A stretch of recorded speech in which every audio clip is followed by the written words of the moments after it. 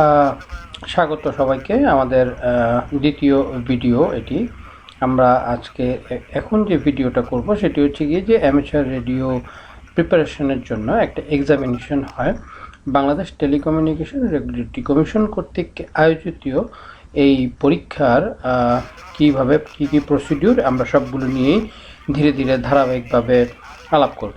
তো প্রথমে হচ্ছে কি অ্যাপ্লিকেশন ফর্ম, যেটা সেই অ্যাপ্লিকেশন ফর্মটা কিভাবে আমরা ফিল আপ করবো, কীভাবে এই অ্যাপ্লিকেশনের ফর্মে আমরা কি কি ডেটা দিব সেটা নিয়ে আমি এখন বলবো আপনাদেরকে। অ্যাপ্লিকেশন ফর্মটি সাধারণত এই রকমের হয়ে থাকে। এটা একটা পিডিএফ ফাইল। এই পিডিএফ ফাইলটা হচ্ছে কি আপনার একটা এডিটেবল, কিছু কিছু ফিল্ড এডিট করা যায় এরকম একটা পিডিএফ ফাইল এর মধ্যে আছে। এরকম আপনারা দেখতে পাচ্ছেন পিডিএফ ফাইলটা। এটা মানে ফিল আপ করা হয়নি এরকম একটা ফাইল। এটা আমাদের যেই এআরএসবির ফেসবুক গ্রুপ আছে সেটার ফাইল সেকশনে আপনারা এটিকে পাবেন। তো এই হচ্ছে গিয়ে ফিল আপ ফাইলটা।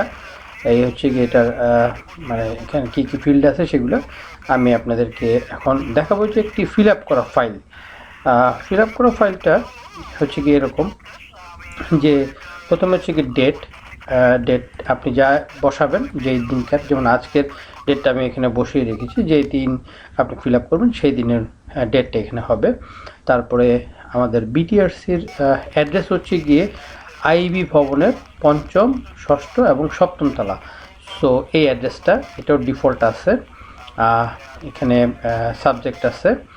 আর এখানে একটা বিষয় হচ্ছে গিয়ে এই যে নাম, হ্যাঁ, ক্যাপিটাল লেটারে দেবেন সব কিছু। এই যে দেখেন নামের ঘরটা এখানে এডিটেবল। হ্যাঁ, আপনি ইচ্ছা করলে যে কোনো কিছু বা অন্যান্য আপনার নাম যেটা হয়, আমার নাম মোহাম্মদ কাউসার, যেহেতু আমি তাই লিখেছি। ফাদার্স নেম এটাও আপনি এখানে বসাতে পারবেন যে কোনো।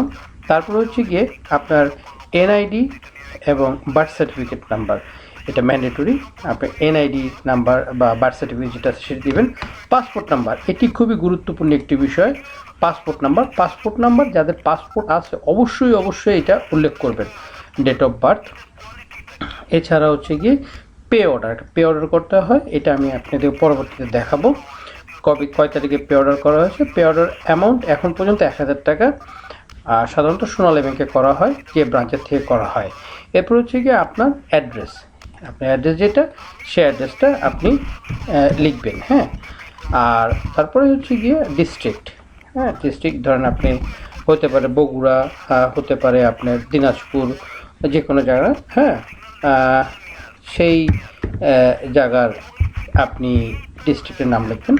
থানা, পোস্ট কোড, এগুলোতে আপনার মোবাইল নাম্বার, এটা খুবই জরুরি গুরুত্বপূর্ণ বিষয়। ইমেল অ্যাড্রেসটা দিবেন। আচ্ছা, এই যে অ্যাটাচমেন্ট কী থাকবে সেটি আমি আসবো। তারপরে হচ্ছে কি ফর্মের দ্বিতীয় অংশটাতে আবার আরেকটা ব্যাপার, এখানে আপনি খেয়াল করেন যে ব্লক লেটারে লেখার জন্য বলা হয়েছে। সব ক্যাপিটাল লেটারে লিখবেন, কিন্তু সব ক্যাপিটাল লেটারে লিখবেন।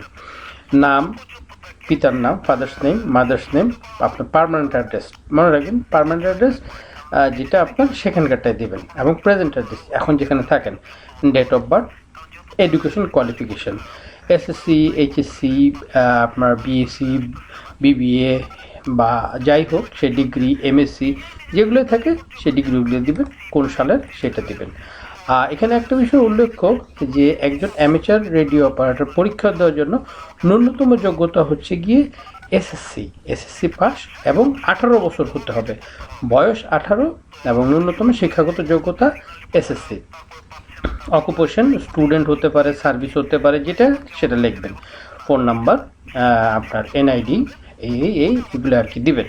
তারপরে এখানে সিগনেচার দিতে হবে। সিগনেচারের বিষয়টা একটা জিনিস খেয়াল রাখেন, যে প্রথম যে অংশ সেখানেও একটা সিগনেচার আছে, পরের যে অংশ সেখানেও একটা সিগনেচার আছে। আচ্ছা, ফর্মটা ফিল আপ করার পরে কি হয় সেটি আমি আপনাকে দেখাচ্ছি। এটা হচ্ছে গিয়ে আমার যে ফর্মটা ছিল সেই ফর্মটার একটা কপি।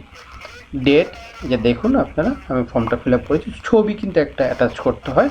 এই কী ডকুমেন্টস দেওয়া হয় সেইটা আমি আপনাদেরকে এই চেকলিস্টগুলো নিয়ে আবার বলবো।